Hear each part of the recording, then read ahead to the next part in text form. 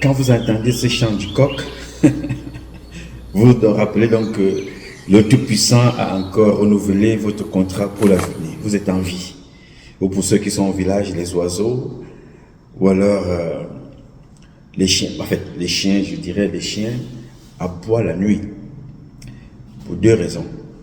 Quand ils ont vu un bandit, ou alors, vous savez, les chiens ont cette capacité-là de voir ce qui se passe la nuit, que nos yeux ne peuvent pas voir. Donc, le chien aboie parce qu'il a vu un bandit, ou le chien aboie parce qu'il a vu des esprits invisibles qui font des choses. C'est-à-dire qu'il y a des gens qui ont la capacité de voir des esprits qui tournent autour de nous. Il y a des gens qui ont des yeux qu'on appelle parfois des sorciers. Malheureusement, les sorciers chez nous ne font que, la plupart du temps, beaucoup de mal. Alors qu'ils peuvent aller s'inspirer de la sorcellerie des Blancs, qui veut que s'ils font la sorcellerie, ils développent et construisent. Donc, le chien aboie la nuit, et aboie aussi le jour quand il voit un bandit. Mais la nuit, c'est quand il voit des choses compliquées. Et le coq chante le matin pour nous réveiller. Et rien ne peut empêcher le coq de se réveiller. Alors, il ne faut pas que quiconque t'empêche de manifester en toi ce qui veille en toi.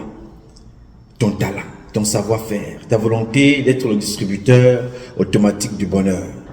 Dans ce pays, au nom des ancêtres, au nom de toutes celles de ceux qui ont fait de toi ce que tu es aujourd'hui, un être humain vivant, tu auras tes papiers aux États-Unis.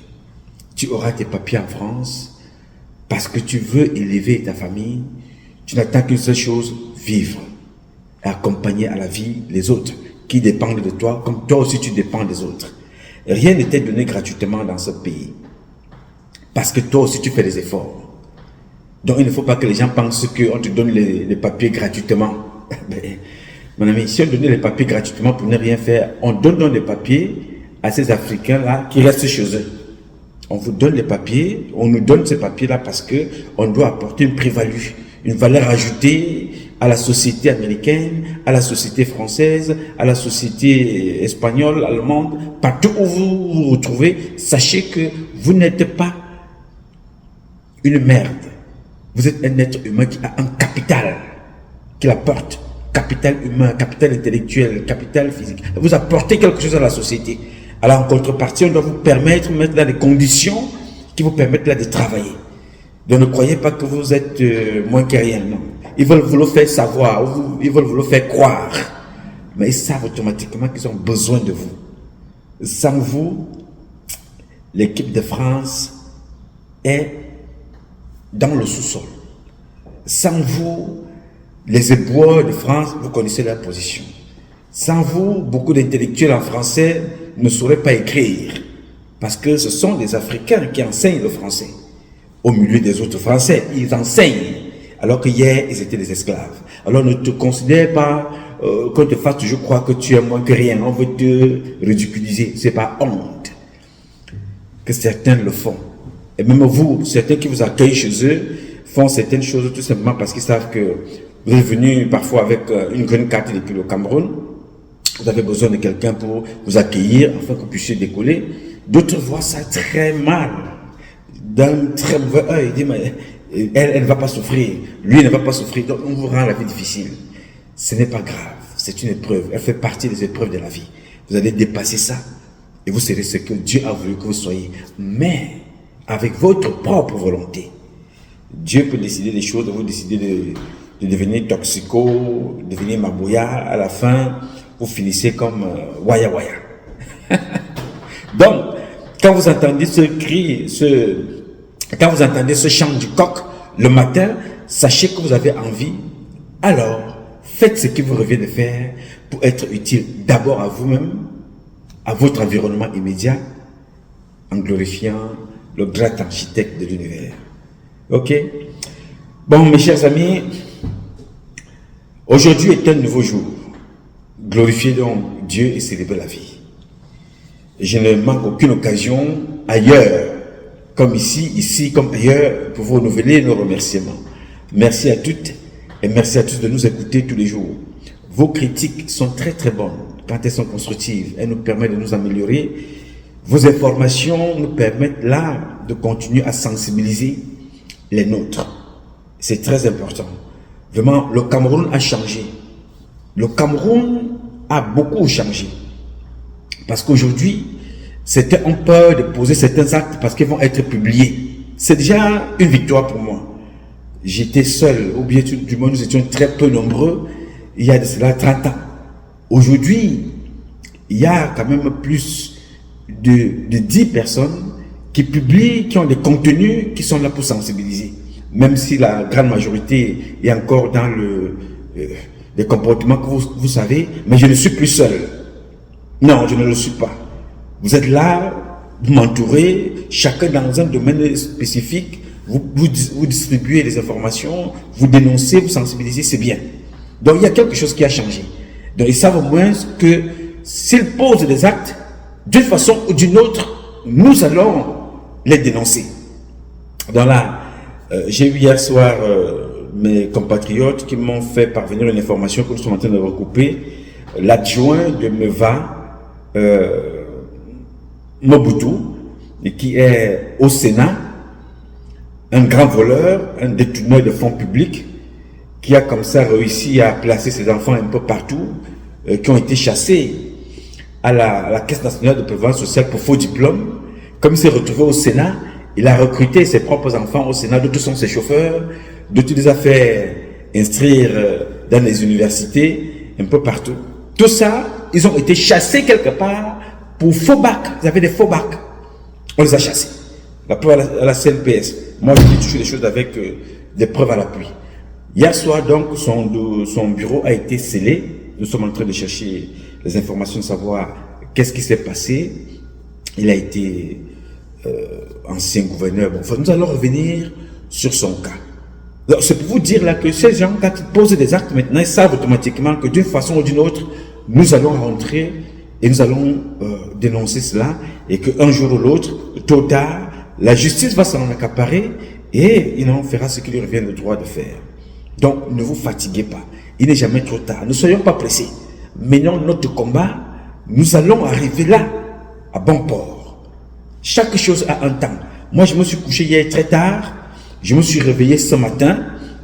Ici, ça veut dire que Dieu m'a renouvelé mon contrat. Et chaque jour qui passe nous rapproche de la victoire, nous rapproche de la libération du Cameroun. Parce que nos compatriotes sont en captivité. Alors évitons de faire leur jeu. Le jeu de ceux qui sont au pouvoir, je veux dire. Bien. Mes chers compatriotes, depuis quelque temps maintenant, je vous entretiens sur l'assassinat de notre compatriote, Blanche-Laure Tomsa. Elle était chargée de cours à l'université de Tchad. Elle a été assassinée. Donc, le premier suspect, c'est son mari. Oui, le premier suspect, c'est son mari, et ce qui est d'ailleurs normal.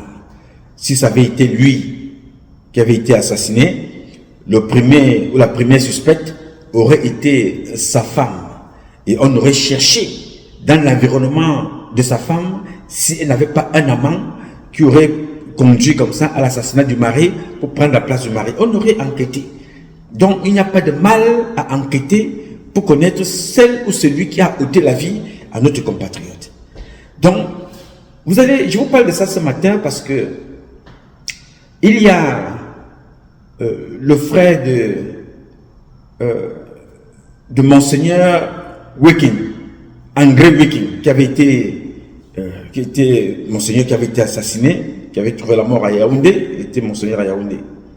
Alors, nous avons constaté que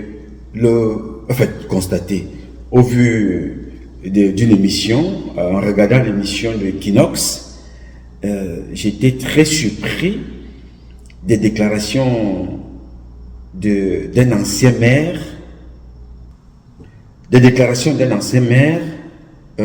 monsieur Étienne Sokin, ancien sénateur, qui dit que c'est la politisation, on politise un crime.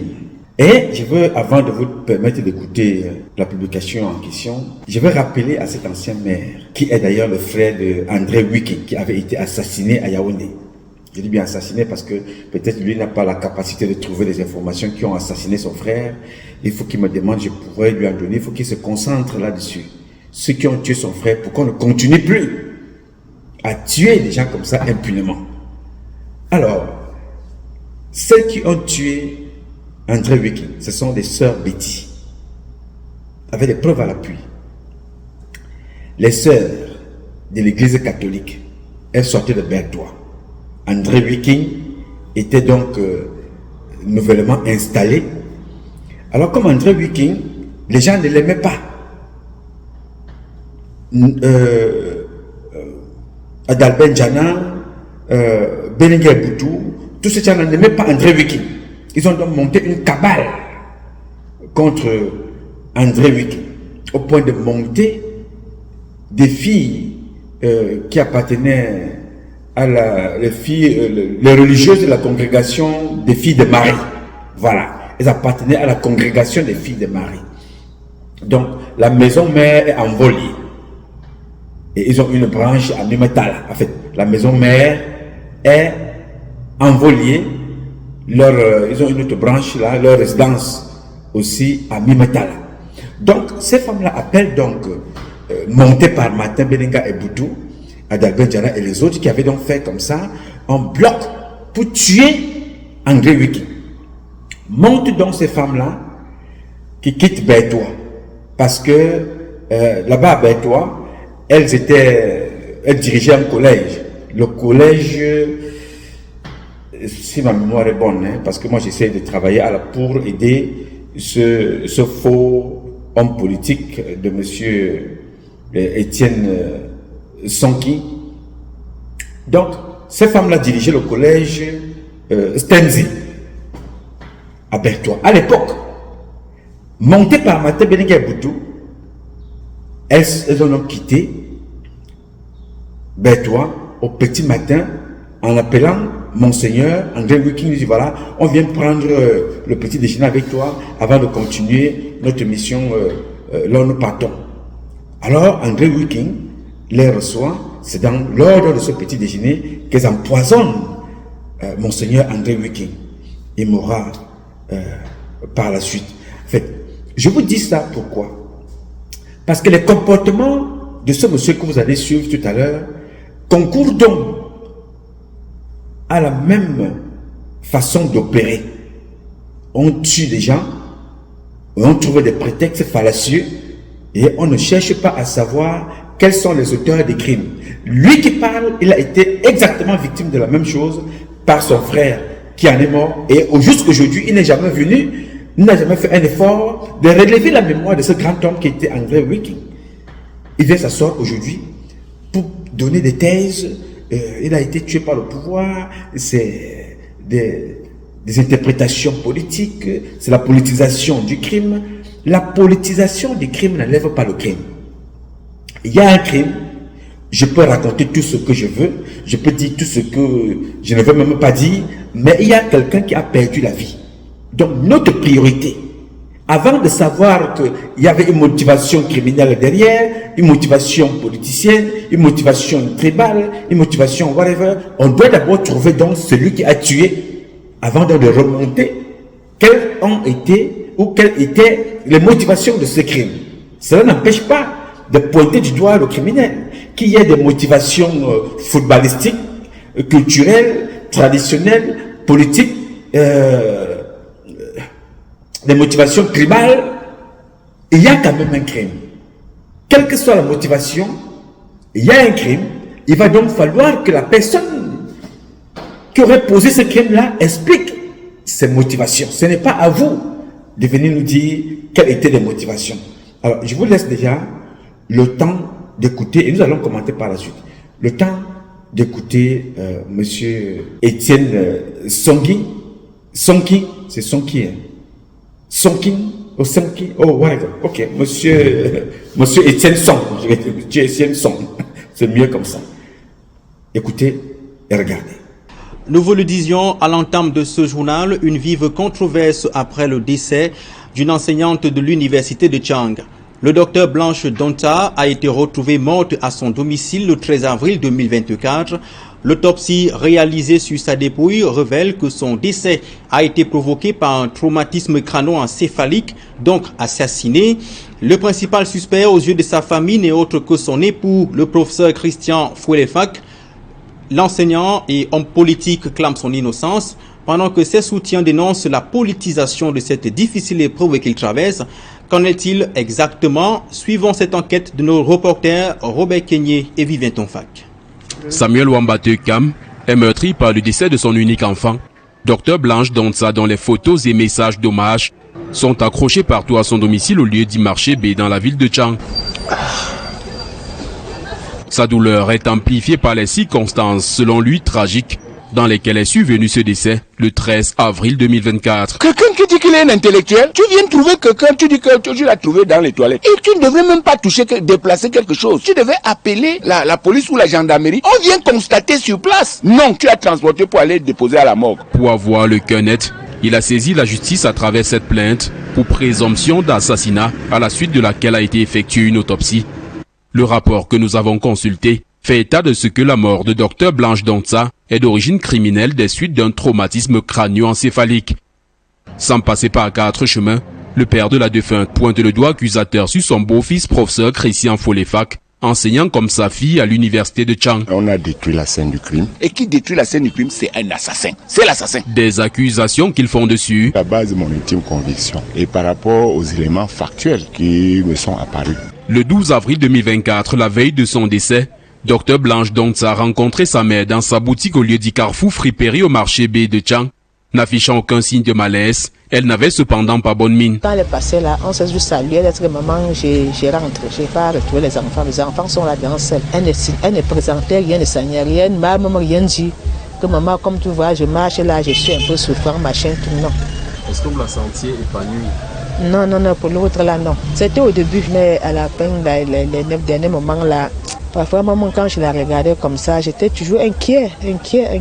Elle était comme qui est mal aimée là. Cette apparence était-elle la conséquence de la torture ou maltraitance qu'elle subissait dans son foyer? Je ne peux pas dire ce qui ne vient pas de mon cœur et que je n'ai pas écouté. Elle m'avait jamais dit que son mari la tapait. Sauf que le père de la défunte est presque convaincu qu'elle voilait ses problèmes conjugaux pour préserver son mariage. Elle sait que si Christy savait qu'il touche ma fille, le mariage va finir. Le couple Fouelefak était installé ici au quartier Vallée à Tchang depuis 12 ans. Leurs voisins disent n'avoir jamais été témoins d'actes de violence du mari contre son épouse. Et quand on portait la femme là pour mettre dans la voiture, comment on dit qu'on lui a tapé, il n'y avait même pas de trace de qui on l'a tapé, même le sang ni rien, il n'y avait pas. Donc on dit que les problèmes de bagarre, on n'a jamais su. Qu'est-ce qui aurait donc causé les séquelles portées dans le rapport d'autopsie? Peut-être les circonstances de sa mort. Le jour de sa mort, son mari n'était même pas là.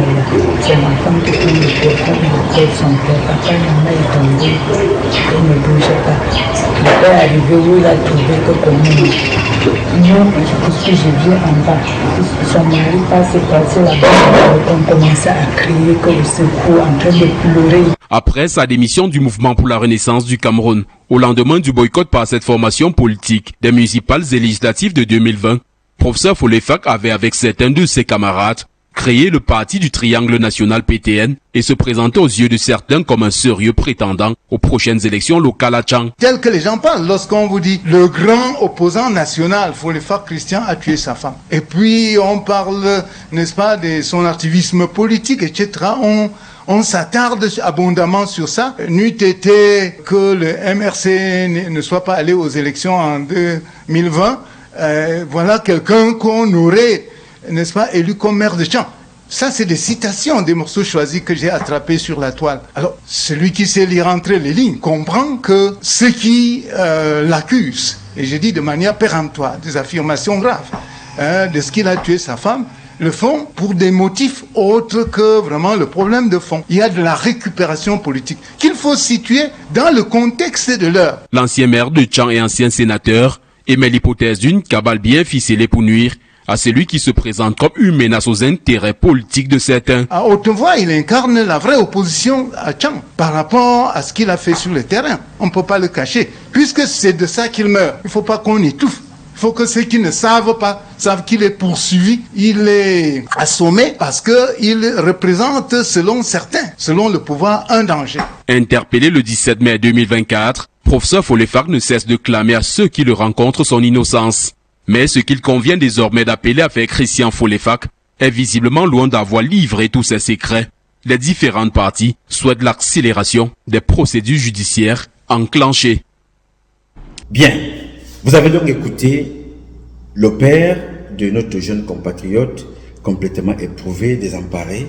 Nous pouvons comprendre son émotion et nous pouvons donc lui rassurer ici que, cher papa, ne vous inquiétez pas.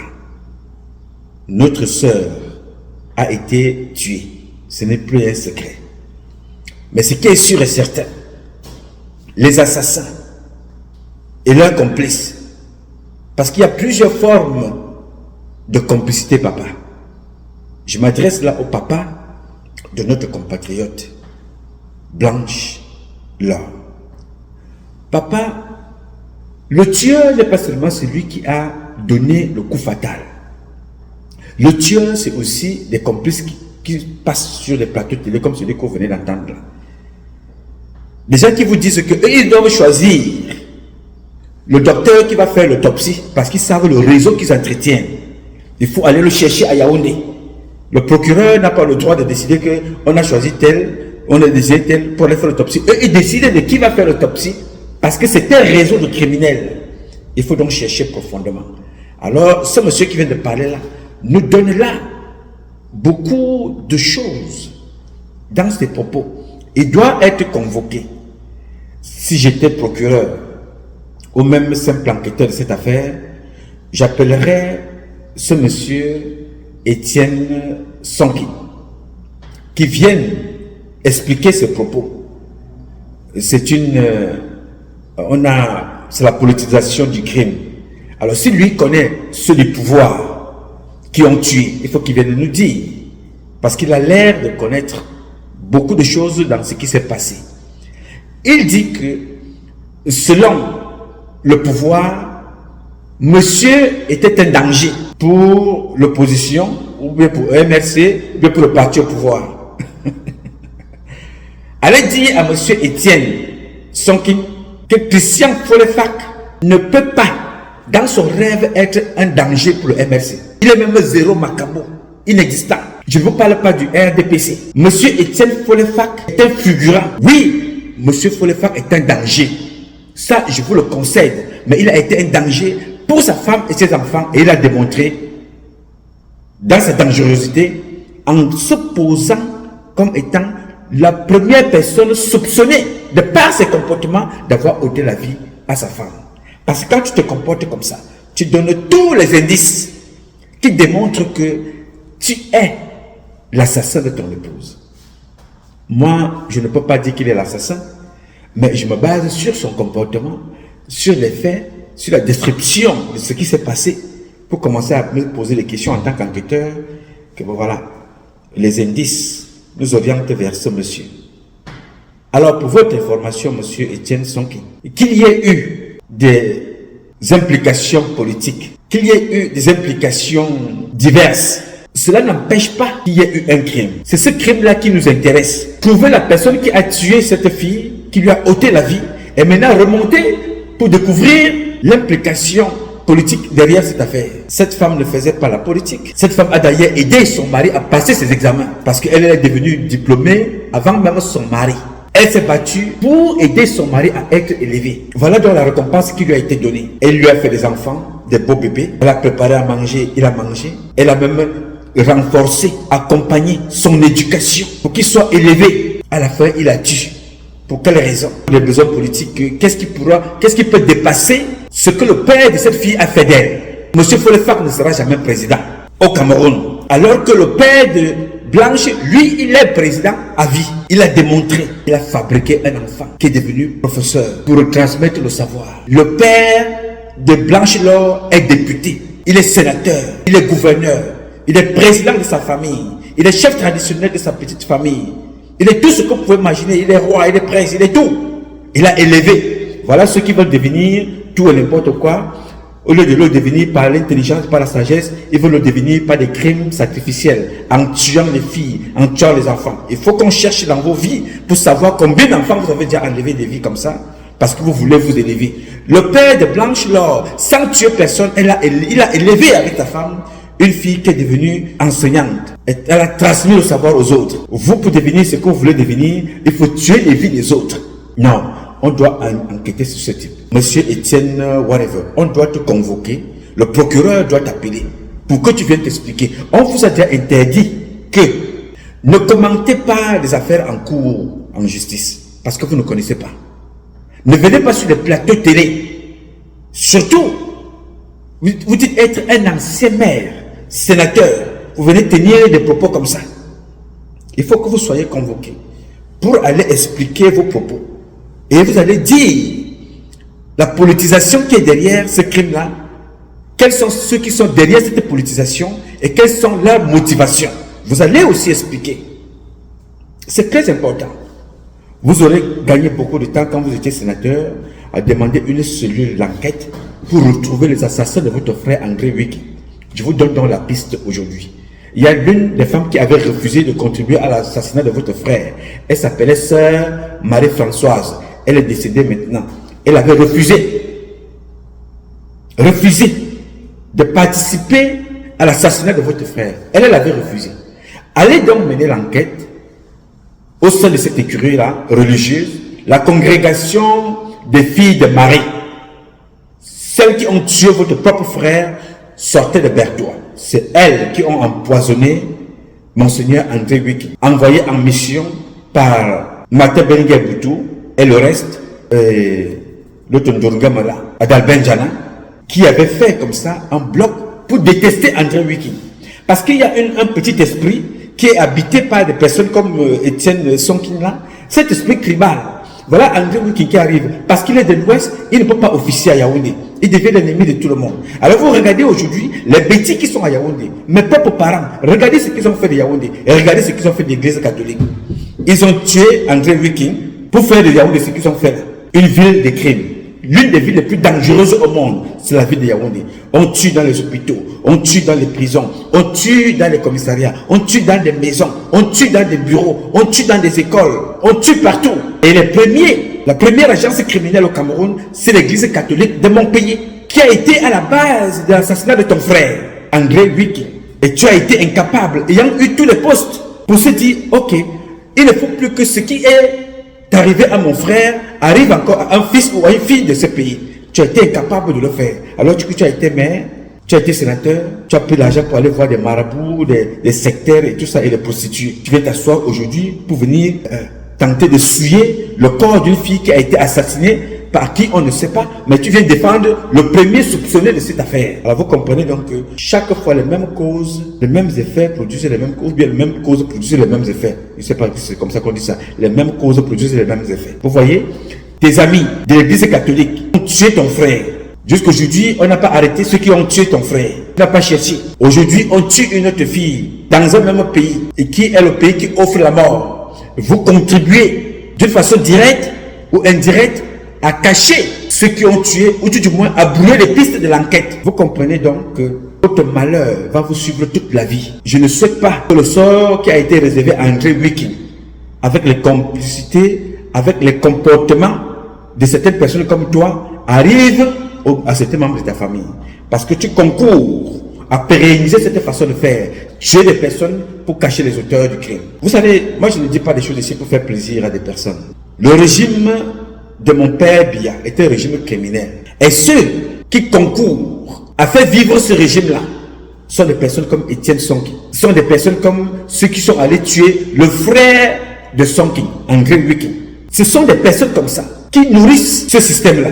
Et je vous rappelle, je m'adresse maintenant au magistrat. Le ministre de la Justice, Laurent Isso, vous a dit l'autre jour, résister et résister aux hautes instructions. Résister à toutes sortes de manœuvres. Si les gens veulent faire leur secte, si les gens veulent faire leur montée en grade à les universités, chercher les postes de pouvoir ou devenir des présidents, qu'ils le deviennent par leur effort, par leur capacité à proposer des programmes, politiques au peuple camerounais, des projets politiques. Ils ne vont pas devenir des présidents des gouverneurs, des maires, des sénateurs, des députés, parce qu'ils ont tué leur femme, ils ont tué leur fille, ils ont tué leur fils. En voilà le père de cette jeune femme qui a été assassinée. Sans tuer personne, il a élevé une fille qui a donné des enfants. Sans tuer personne, il a éduqué une fille qui a élevé les autres en leur transmettant l'enseignement. Sans tuer personne, cette fille a fait des bébés, elle a fait des enfants. Il n'a tué personne. Sans tuer personne, il a élevé une fille qui est devenue la femme de celui qu'on accuse d'avoir tué, qui n'est autre que son mari, aujourd'hui qui est soupçonné d'assassinat. Le père de Blanche-Laure n'a tué personne pour nous donner, pour nous offrir une telle richesse, un tel réservoir de richesse. Parce que les petits enfants de ce monsieur, on ne sait pas ce qu'ils vont devenir demain. Certainement des enseignants, des médecins, des professeurs, des présidents, on ne sait pas. Et c'est lui qui est à la base de tout ça. Il n'a tué personne pour élever cette fille. Il n'a tué personne pour faire de cet enfant une enseignante. Il n'a tué personne pour mettre dans sa tête un tel savoir. L'éducation, les valeurs traditionnelles, éducationnelles, les valeurs culturelles, les valeurs sociétales. Il n'a tué personne pour le faire. Alors, il n'a pas eu besoin d'un titre de président de la République. Le père, Samuel Wamba, le père de Blanche-Laure, n'a tué personne pour élever sa fille et lui inculquer les valeurs d'une fille. On en trouve de moins en moins dans cette société. Moi qui suis un homme, un garçon, on en trouve de moins en moins de femmes comme ça dans cette société. Une femme qui cache même la souffrance dans sa famille. Elle cache à son père, elle cache à sa mère pour préserver son foyer, pour encadrer et accompagner un inculte, un type qui manque de reconnaissance. Elle a accompagné dans tous les domaines de ce monsieur. Finalement, voilà la récompense. Il devait se battre par tous les moyens pour dire, je veux savoir qui a tué mon épouse. Je veux financer cette enquête-là, qui a tué mon épouse. Chercher même les enquêteurs privés. Chercher, fait tout pour démontrer qu'il n'est pas responsable. Mais il fait tout et tout pour empêcher l'évolution de l'enquête. Alors que cette femme lui a tout donné. Qu'est-ce qu'une femme peut te donner de plus cher dans cette société que les enfants? Qu'est-ce qu'une femme peut te donner de plus cher que de t'accompagner, à t'inculquer le savoir, et t'a aidé à accompagner pour que tu puisses soutenir tes thèses. Elle a été là parce qu'elle l'a soutenue avant toi, 4 ou 5 ans avant toi. Elle était intelligente, accompagnée par un père qui lui a tout donné sans tuer personne. Elle a pris les valeurs qui lui ont été inculquées par son père, elle les a portées en elle pour venir partager avec toi son époux, pour t'élever à la fin pour que tu puisses la tuer. Et qu'elle laisse ses enfants comme ça, orphelins. J'ai mal au cœur. Des hommes comme ça, là, vraiment, je ne sais pas comment faites-vous pour nous déshonorer comme ça. Je ne sais pas. Les hommes prennent la torche pour chercher des femmes comme Blanche-Laure, pour trouver des femmes comme ça, animées, habitées, pleines de valeurs. Elle fait tout pour cacher à ses parents qu'elle était maltraitée. Elle subissait la maltraitance chez elle dans son foyer. Et vous avez des individus sans foi ni loi qui viennent s'asseoir sur le plateau de télé pour raconter leur vie. Vous faites comment même pour vivre quand vous avez dit des choses comme ça? Je ne sais pas comment faites-vous pour vivre, pour dormir. Tout, on doit accuser M. Biya. Voilà des criminels qui se promènent sur le plateau de télé. Je dis et je répète, le régime de M. Biya est un régime criminel. M.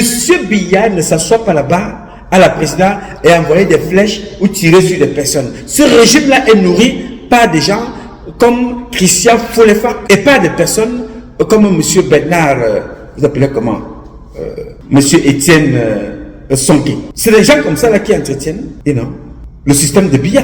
Parce que moins de choses, on vient sur le plateau de télé tenter de dédouaner, empêcher les enquêteurs de mener à bien leur travail.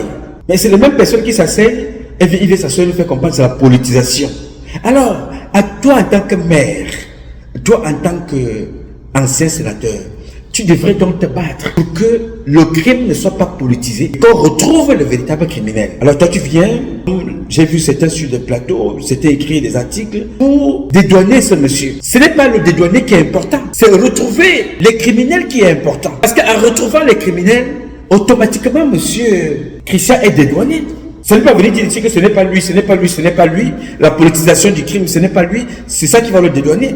La seule chose qui va dédouaner ce monsieur-là, c'est retrouver les criminels. Alors, priez pour vous, priez que le criminel ne soit pas celui que vous voulez dédouaner. Parce que vos comportements démontrent à tout point que ce monsieur-là en sait trop et en sait beaucoup dans l'assassinat de cette femme. Ne soyez pas méchants comme ça. Je veux bien qu'on accuse M. Biya tous les jours. Je suis d'ailleurs ici le premier.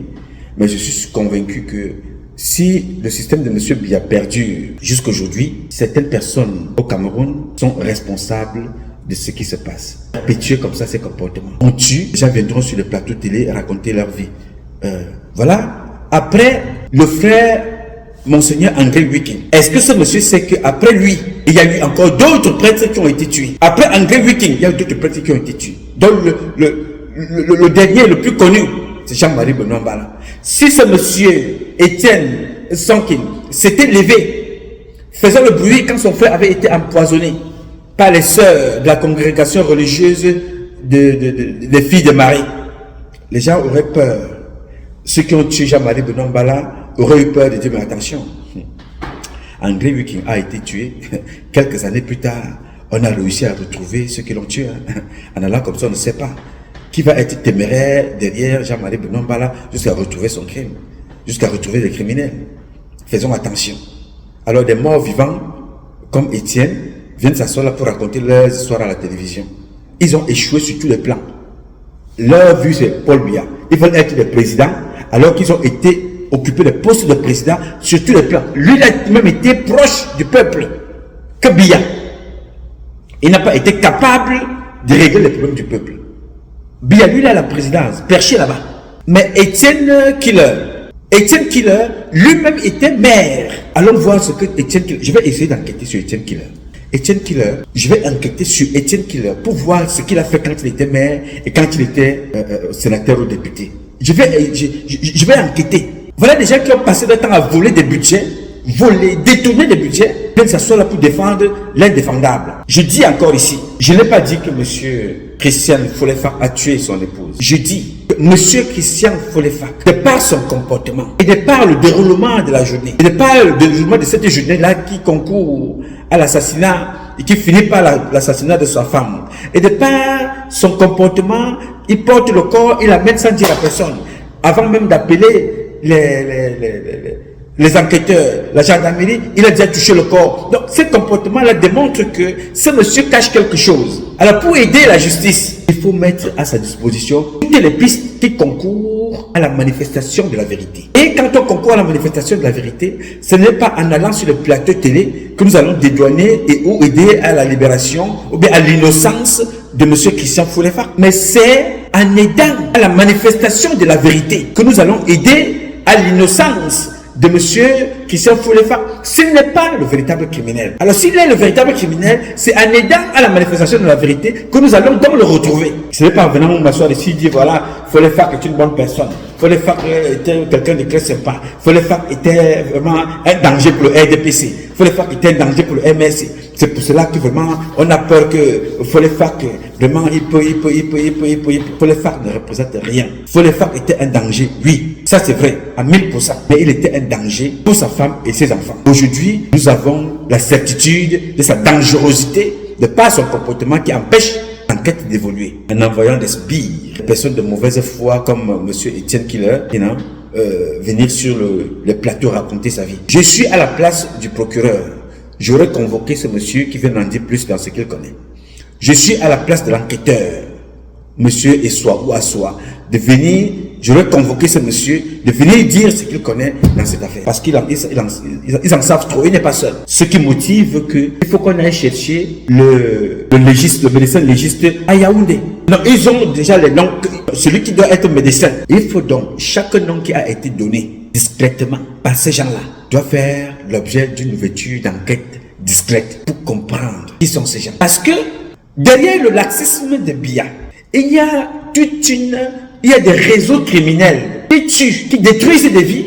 Et nous, on se camoufle derrière Biya, qu'on critique tous les jours. Biya est faible, Biya est laxiste, Biya est vieux, Biya est incompétent, Biya a se durer au pouvoir. Alors que durer au pouvoir pour Biya la durée au pouvoir de Biya arrange des personnes comme Étienne Killer et son ami Christian Folefak. Oui, monsieur. Parce que, comme je vous le dis régulièrement, il y a des poissons qui aiment vivre dans l'eau sale. Voilà un monsieur qui a perdu son propre frère de sang, André Wiking, tué. Jusqu'aujourd'hui, c'est moi qui viens lui donner aujourd'hui les premières pistes de l'enquête. Allez compter le nombre d'années depuis quand on a assassiné par empoisonnement Christian Wiking. C'est moi qui lui dis aujourd'hui. Et je peux lui en dire plus. Je peux lui en dire plus. Lui vient s'asseoir ici au lieu de chercher qui a tué son frère pour que les gens n'arrivent plus à être bloqués dans des enquêtes comme celui-ci. C'est la même chose.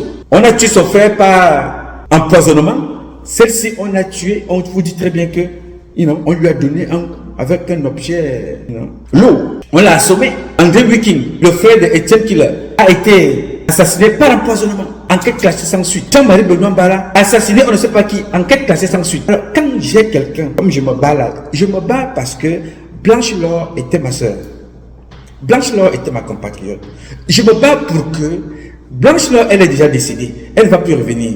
Je me bats pour la manifestation de la vérité. Pour que Blanche Laure, sa mort, une autre Camerounaise ne soit plus victime de ce qu'a connu Blanche Laure. C'est pour ça que je me bats. On ne s'est jamais rencontré. Je ne connais pas Christian Follefart. Je ne connais pas Etienne Killer. Je ne connais pas le père de Blanche Laure. Je ne les connais pas. Mais je les connais. Parce que c'est la grande famille camerounaise. C'est la grande famille des créatures de Dieu. C'est la grande famille humaine. Les animaux se battent pour sauver l'un de leurs qui est attaqué. Nous, on doit applaudir quand l'une des nôtres a été assassinée. Are you crazy? Are you mad? Something wrong with you? Il faut que je m'asseye ici, je commence à dire que oui, M. Follefart, il n'est pas concerné, hein. C'est mon camarade, c'est un enseignant, vraiment, il était très sympa. Faux! C'est même là, il va falloir chercher. Il va falloir chercher. On doit fouiller partout. Les communications, aller même interroger les copines de Christian Follefart avec qui il sortait. Aller interroger ses copains, ses collègues, parce que dans ces choses-là, ces gens qui veulent devenir comme les Etienne Killer, ils veulent devenir des maires, des députés, des sénateurs, des présidents. Aujourd'hui, ce n'est pas par le savoir, c'est pas la défense du fion, c'est-à-dire devenir des gens qu'on défonce le derrière. Il faut donc aller chercher leur association des défenseurs de fion-fion. On pose des bonnes questions. Quel est ce pays où un père se lève le matin, il élève son enfant, il éduque, il encadre, il enseigne, pour qu'un individu, pour des raisons, de poste, on vient enlever la vie à sa fille. Une fille qui a passé son temps à étudier, elle a choisi le meilleur métier, la retransmission du savoir. Je ne sais pas si vous connaissez un autre meilleur métier, en tout cas, parmi les meilleurs, la retransmission du savoir. Elle a accumulé le savoir de chez son père pour venir donner aux enfants qu'elle ne connaît pas. C'est-à-dire que son plaisir était de retransmettre le savoir. Alors un boudman ou des boudman viennent lui enlever la vie. Comme ça. Et il faut que ça s'aime, croise les bras en attendant la prochaine victime. Non, ne comptez pas sur moi. Nous allons nous battre avec au sang Biya, avec au sang la justice. Nous allons nous battre pour que justice soit faite, au nom de cette jeune dame. Tonsa, Blanche Laure, au nom de ses enfants, que justice soit faite. Le ministre de la Justice, Laurent Esso, à vous, magistrats, monsieur le procureur, que rien ne vous inquiète. Pensez à vos enfants, pensez à vos femmes, pensez à vos filles, pensez à vos beaux-fils, pensez à vos belles-filles demain. Si vous ne faites pas justice à cette fille, vous ne rendez pas justice à Tonsa, Blanche Laure, sachez que vous êtes en train comme ça de prolonger la liste de Blanche Laure qui vont encore être tuées ce soir, demain et après-demain. Aussi longtemps que nous allons laisser ça se faire, nous allons nourrir cette rivière de criminels qui tuent et viennent sur les plateaux de télé, nous distraire avec des propos qui n'ont rien à voir avec la réalité. La politisation du crime, la politisation d'ici, la politisation de ça. Et si vous utilisez la politique pour tuer, pour aller vous cacher, vous pouvez aussi utiliser la politique. Vous utilisez la politique pour dire que non, il faut que je tue. Et j'aille me cacher pour dire que non, c'est le MRC. Parce que j'ai quitté le MRC. Parce que je suis une menace pour le RDPC. C'est comme ça que les tueurs font. Mais vous n'allez pas courir pour longtemps, les gars. We're going to catch you. And then we're going to get you. Make sure. 100%. Partout où vous irez, on va vous traquer. Alors vous qui connaissez Etienne Killer, allez dire à Etienne Killer que son frère a été assassiné comme l'a été assassiné Blanche Laure. Et nous avons besoin des responsables qui ont tué André Wiking et qui ont tué Blanche Laure pour que nous n'ayons plus d'autres crimes comme ça sous la main. Alors j'invite Etienne Killer